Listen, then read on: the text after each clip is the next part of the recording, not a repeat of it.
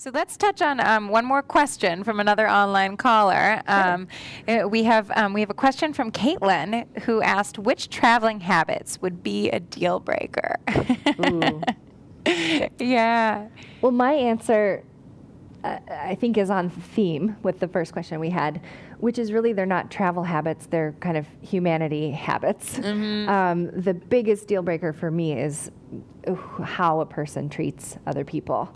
You know, when you're traveling, you're likely to encounter a lot of people who you may never encounter again. Yeah. And so for a person I'm with to be discourteous or entitled in the extreme, Yeah. or just sort of, dismissive of other Right. people, or not curious about other people, or not interested in meeting people wherever we go, or kind of finding something unique about people, that's a turnoff and could approach deal breaker level to me.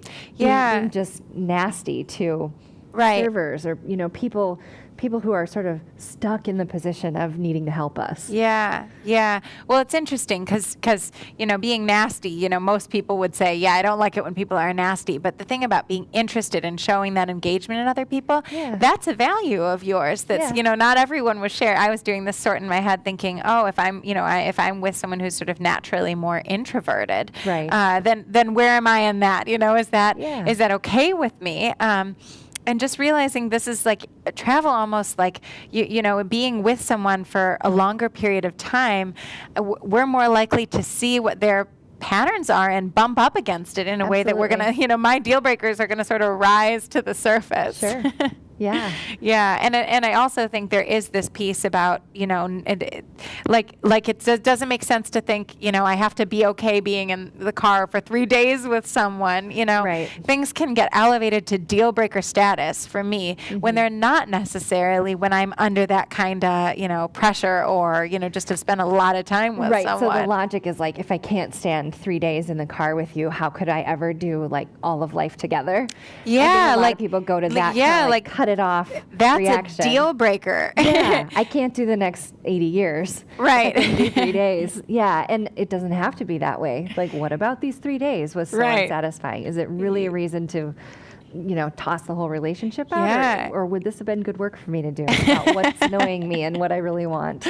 Yeah, my advice to myself is be suspicious of my deal breakers after a couple days in a car. Yeah. Or in any high pressure situation. It's kind of like take that time that we're talking about to sort of be with it and really do a sort. Because, what we do here in a lot of our personal development at the Right Foundation is we actually purposely put people in high pressure situations. And as a part of that, we see whatever is a trigger for me or a charge for me is going to kind of flare up because I'm I'm under stress or, that vacation is one of those things. Vacations are not always calm and relaxing. Vacations are certainly stressful and they're out of the norm. And, the things that bug me are going to flare up more than normal. So that doesn't necessarily mean it's a deal breaker. But for me, I think mine, someone not wanting to do things with me, wanting to sort of lounge, that's a vacation deal breaker. You want to just hang out in the hotel. You don't want to go out and be active and do things. But that's a deal breaker in your life too. You don't go home after work and just sit there much. Yeah. From what I know of you. Yeah. You do interesting things. You take classes. You work on transforming, your creative side or getting out socially. So and at the same time, it's not a requirement that a man I date have the same level of that I have. Sure, there's sort of an in between that's fine with me. If you'll do activities with me, but you want to hang out more in the time we're not together, that's fine. That's going to be more of a flare up on a vacation because it's the whole time together. So that's not necessarily the best indication. Because if I'm looking for you to just meet me at my level, it's a bigger test. Yeah. So the thing to not let the thing that could be a deal breaker is how you negotiate that. Yeah. And similar to the non-vacation aspects of your life, if you just leave in a huff because he doesn't want to do something and see you later, storm out. Yeah. That's deal breaker territory. Yeah. To me. But if it's let's work this through. What do you really want? What's what's the yearning behind wanting to lounge around in the hotel all day versus be with me out on the fun, exciting town. Yeah. Those make interesting conversations. Yeah. That aren't all or nothing, or don't. I guess this is a principle for me in dating overall. Nothing means anything automatically. Yeah. You know, there's nothing that happens that automatically to me says, oh, you got to end this. Yeah. Nothing has that level of significance to me. Now, maybe there are things I just haven't experienced. Yeah. And, you know, I haven't run across those things that are automatic deal breakers, but everything's worth working. Yeah, no, that's fitting actually with one thing I'm thinking right now is I made a rule for myself, which is no ultimatums, which doesn't mean I'm not going to end a relationship. It just means that space, because an ultimatum for me tends to come out of that space of I'm in a fight or there is a disagreement, and I just, in that moment, it's very hard for me to see beyond my way or my viewpoint. Right.